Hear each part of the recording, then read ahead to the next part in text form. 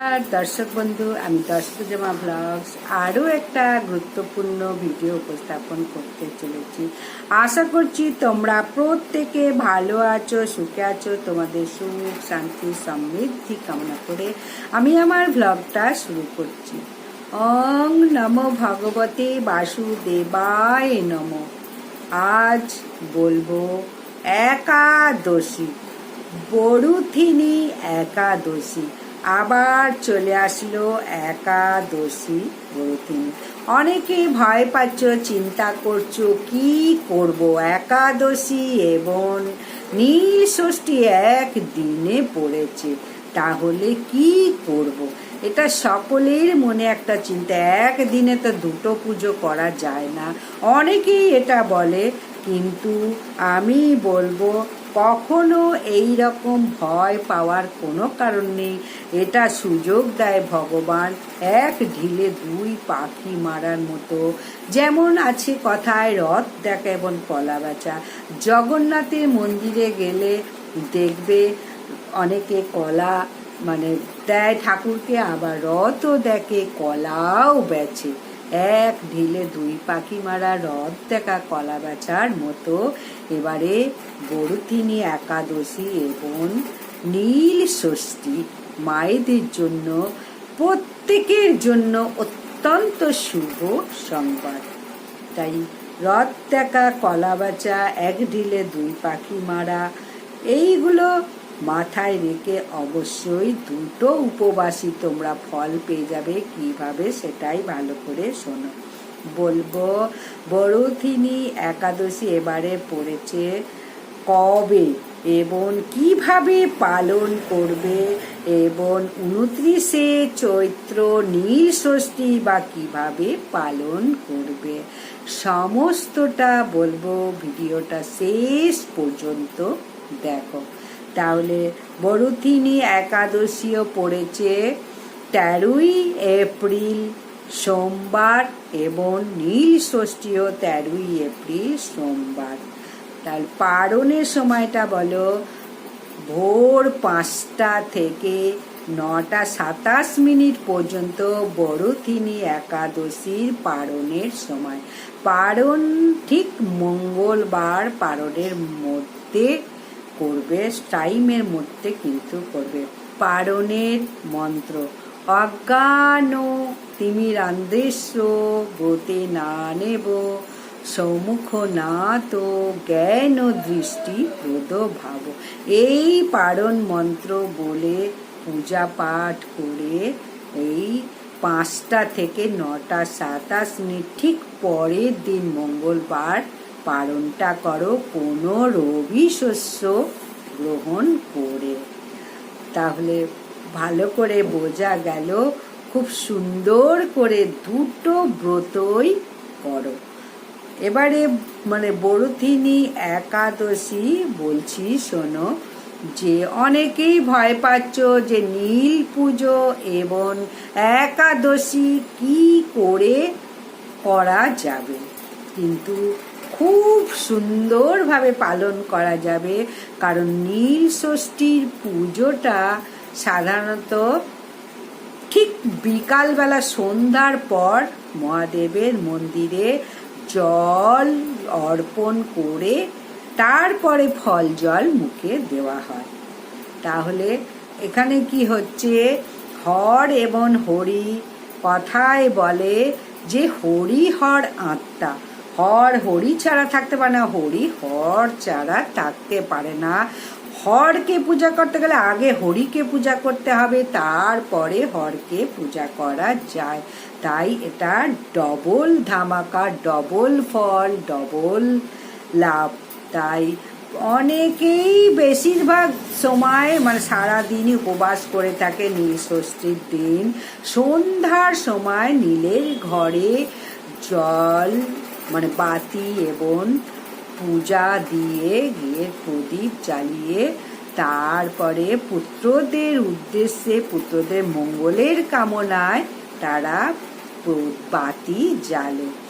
ঘিয়ের প্রদীপও একটা জ্বালাবে। যটা সন্তান তটা সন্তানের নামে কিন্তু মোমবাতি জ্বালাবে নীল রঙের। ভুলো না কিন্তু নীল রঙের বাতি কিনতে। যাই হোক, বিকালবেলা মহাদেবকে খুব সুন্দর করে পঞ্চামৃত নিয়ে ভগবানকে খুব সুন্দর করে অভিষেক করিয়ে ফল টল অর্পণ করে তারপরে প্রসাদ গ্রহণ করবে। তবে হ্যাঁ, এইটাই মাথায় রাখতে হবে, অনেকে কি করে নীল ষষ্ঠীতে জল অর্পণ করে তারপরে আটা ময়দা খায়, কিন্তু যারা একাদশী করছো তারা তো সেটা খেতে পারবে না। তাই সেই দিনকে শুধুই ফল মূল জল শরবত এইসব খেয়েই সেই দিনটা কাটিয়ে দাও। তাহলে কিরকম এক ঢিলে দুই পাখি মারার ফল লাভ হয়ে গেল দেখো। যাই হোক, সমস্ত কিছু করতে পারবে, পুষ্পাঞ্জলিও দেবে, সমস্ত রকমের মন্ত্রও বলতে পারবে, একাদশী শ্রীকৃষ্ণের অষ্টোত্তর শতনামও শ্রবণ করতে পারবে, মহাদেবের অষ্টোত্তর শতনাম শ্রবণ করবে, ব্রত কথা শ্রবণ করবে, অঞ্জলি দেবে, সমস্ত কিছুই করতে পারবে। এবারে বলবো হর এবং হরির পুজো একই দিনে। জানো, অনেক সময় শিবের সঙ্গে কালীর পুজো যেমন মানে সব সময় করা যায় না, যাই হোক, কিন্তু সমস্ত কিছু এই দিনকে হর হরি পুজো করে পূজা পাঠ করে তোমরা দিনটাকে কাটাও। যত পারো মন্ত্র উচ্চারণ করো, খুবই ভালো হবে।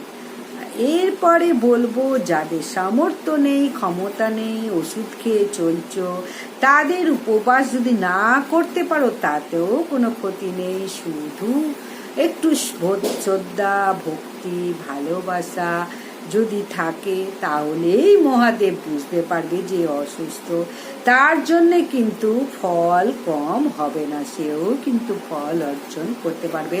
বাড়িতে বসে তোমরা নাম জাপ গান করো, কোনো অসুবিধা নেই। বাড়িতে যে অসুস্থ, মন্দিরে যে কেউ যদি পারো একটু চরণামৃত ফল জল নিয়ে মহাদেবকে পুজো পাঠ সুন্দর করে বাড়িতে এনে তাকে যদি অসুস্থ কেউ থাকে তাকে যদি দাও, তাহলেও মহাদেব কিন্তু তাকে মানে সে ফল পাবে তাতেও।